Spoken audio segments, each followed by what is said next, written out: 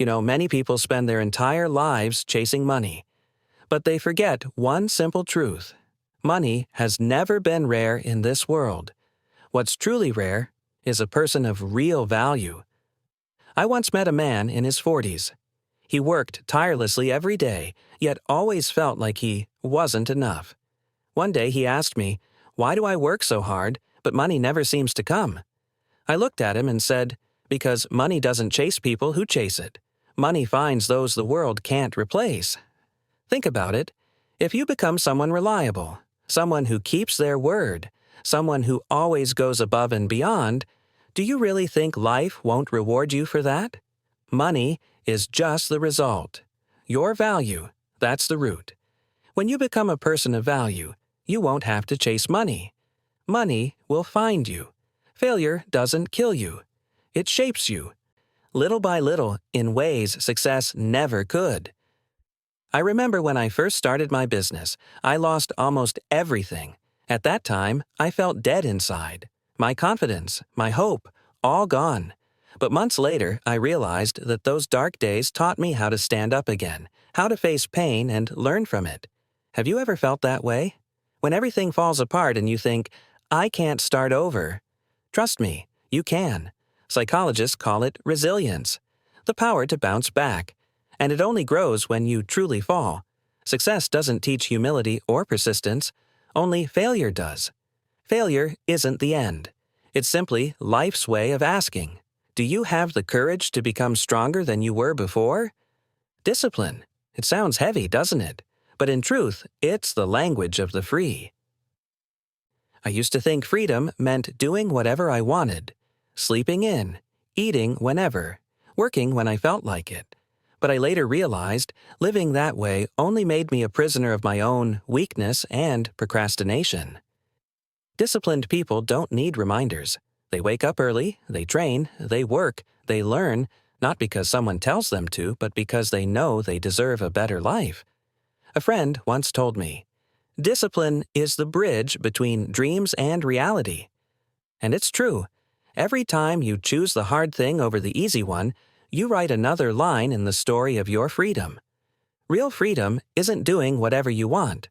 It's having the strength to do what's right, even when no one's watching. Doing nothing. It sounds safe, but it's actually the quietest form of defeat. I've met so many people who say they're waiting for the right time, waiting for more money, more experience, a perfect moment. But here's the truth, that waiting is the trap, because the perfect moment never comes. A mentor I once worked with in Toronto said something I'll never forget. Doing nothing is still doing something. It's choosing to keep failing. When you choose not to move, you're still making a decision. A decision to stay small, to stay scared, to stay stuck. Life doesn't reward those who wait. It rewards those who try. Because every time you act, no matter the outcome, you move forward. But if you do nothing, you're not standing still. You're falling behind. You can't control the storm, but you can always control the wheel. Life will throw winds against you, unexpected chaos, heartbreaks you never saw coming. You can't choose the weather, but you can choose how you walk through the rain. I once worked with a woman in her 40s. She lost her husband, her job, her sense of direction. Yet instead of collapsing, she said, "I can't change what happened, but I can change how I see it." From that moment on, she began rebuilding, step by step, stronger than ever. We can't always control the world, but we can control ourselves. Psychology calls this the internal locus of control. The belief that no matter what happens, you always have the power to choose your response. Every storm passes, but only those who hold the wheel steady will make it far. This world has never been fair, and maybe it doesn't have to be, because within that unfairness, people are tested, shaped, and strengthened. I once heard a Canadian entrepreneur say, "Life doesn't pay for complaints, it pays for responsibility." And he was right. When you stop blaming circumstances, people, or your past, you begin to reclaim your power. Responsibility isn't a burden. It's a weapon. Because those who take responsibility are the ones steering their own lives. Ask yourself, if I stop complaining today and start taking action, what would change? The answer is usually simple. Everything. Unfairness is life's test of maturity, and the reward for those who dare to take responsibility isn't fairness. It's the privilege of rewriting their own story. The world isn't fair, and that's a truth we all have to learn to accept. But remember this, unfair doesn't mean hopeless. In fact, life follows a quiet rule. It rewards those who take responsibility, who face the consequences of their own choices. I once met an immigrant in Toronto who lost everything after a failed business deal. He didn't blame anyone. He simply said, "It was my decision, and I'll start over." 5 years later, he owned a small but thriving company, stronger and freer than ever before. You see, the world doesn't need perfection. It needs authenticity. Be real with your mistakes, your effort, and your results. When you take responsibility, you're sending a powerful message. I'm in charge of my own life. And no matter how harsh the world can be, it will eventually bow to people like that. When you stop comparing yourself to others, you start to truly win. Not against them, but against who you were yesterday. Comparison is the disease of our time. Social media shows us everyone's highlight reel. The houses, the cars, the fame, and we start asking ourselves, why am I still here? But what you don't see are their sleepless nights, their fears, their invisible battles. I once told a middle-aged student, the only race worth running is the one against who you were yesterday. That single sentence changed his life. He stopped watching others and started focusing on his own growth, even just 1% a day. When you no longer chase anyone, that's when you finally become free. Because happiness doesn't come from being better than others. It comes from knowing you're moving in the right direction. Step by step, calmly but steadily. Fear of failure. It's an invisible prison that traps countless people who once had burning dreams. Remember when you were a kid? You believed you could be anything. A pilot, a singer, an explorer. Then life taught you to fear. Fear of being judged, rejected, or not good enough. And so, dreams faded. Not because they were impossible, but because you stopped trying. I once worked with a woman in her 50s who told me, "It took me 20 years to realize the worst thing isn't failing. It's never trying at all." That line silenced me. Failure isn't scary. It's just a lesson written in pain, one that shapes you into someone wiser.